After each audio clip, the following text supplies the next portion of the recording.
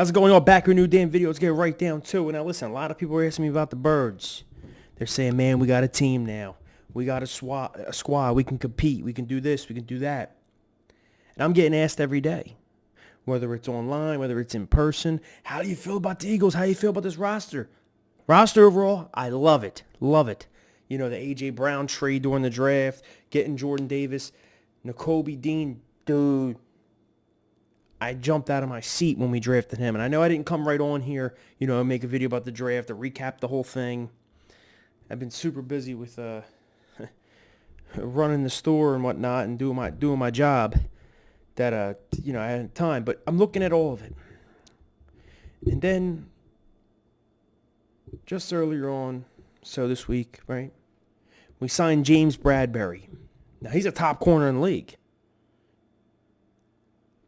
I knew that, you know, Giants got rid of him, so he was available. Anyone can get him, yada, yada, yada. You know the point. I didn't really think we would. I didn't think it would happen. I didn't think, you know, we'd be able to pull it off, but we were. Yeah, he's a free agent, I get it, but still, I didn't think he would come here. He did. So now you actually have legit corners. You have Darius Slay and him. That's probably the best secondary I've seen from the Eagles, maybe like in forever. I mean, don't get me wrong, we still have the safety position needs to be filled.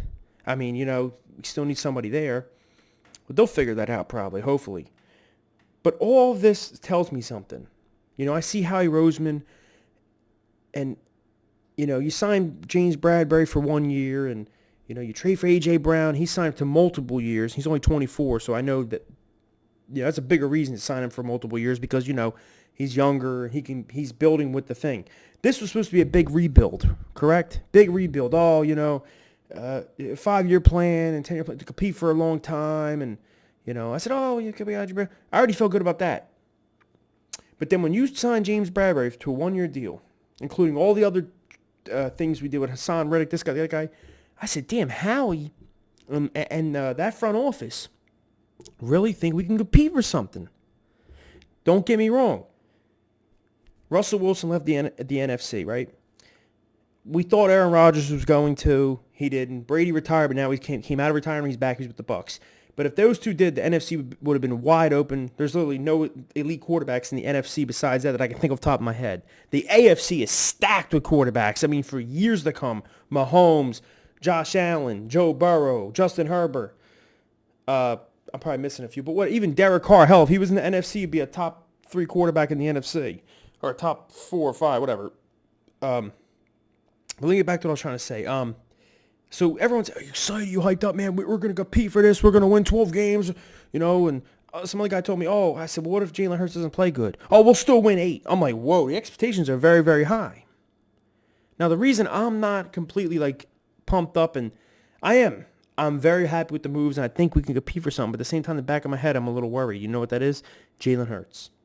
He's still unknown. He's still unproven. We do not know what he is. We have a small sample size for Lily from last year. I call it a small sample size because he had some good moments passing the ball, and he's better. He's more of an athletic quarterback, mobile quarterback. I get it. But to win in this league, you got to be able to pass. And he did. He had games like the Broncos game where I said, man, he's making strides. He's stepping into that pocket instead of stepping around. He's stepping into a bam, hitting his receivers. Or the Washington game. You know, certain games that I watched and I said, man, if he could do this weekly, we can do something here. But I made the example. I said, if we had Justin Herbert or, well, not Mahomes, because that's going real. I'm just trying to think of somebody that's on Herbert's level in terms of a quarterback. I don't know, whatever. Or just somebody like that who is kind of proven young quarterback and, you know, wow, you know, we get some pieces, maybe we can win something. I'll be out here poking my chest out saying, yo, we're going to win some games out this shit, man. We're going to win some damn games. Like, we're contending for something because I know what's proven. You know what I'm saying? With Hurts, I'm not sure yet. And that's the only pause that I have. The only pause for the cause is that, you know, we don't know what he is. We still got to find out. But all the pressure is on him this year.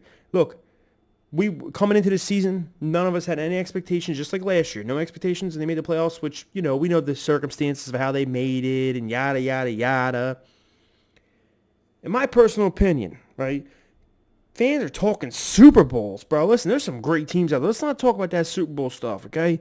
And not even fans. I've seen beat writers, reporters, not even Eagles reporters. I'm talking about just NFL reporters saying we're the Bengals of this year coming up. Let's pump the freaking brakes, okay?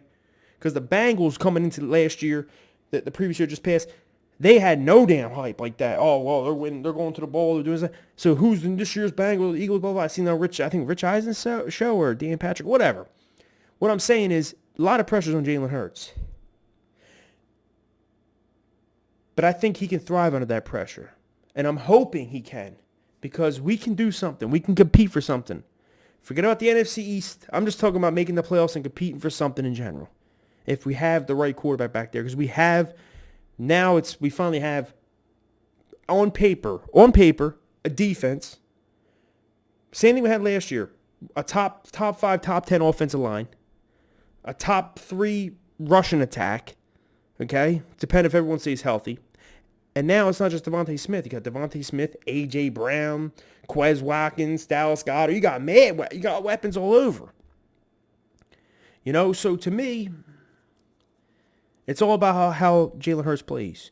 And it's weird to me because maybe he'll be good.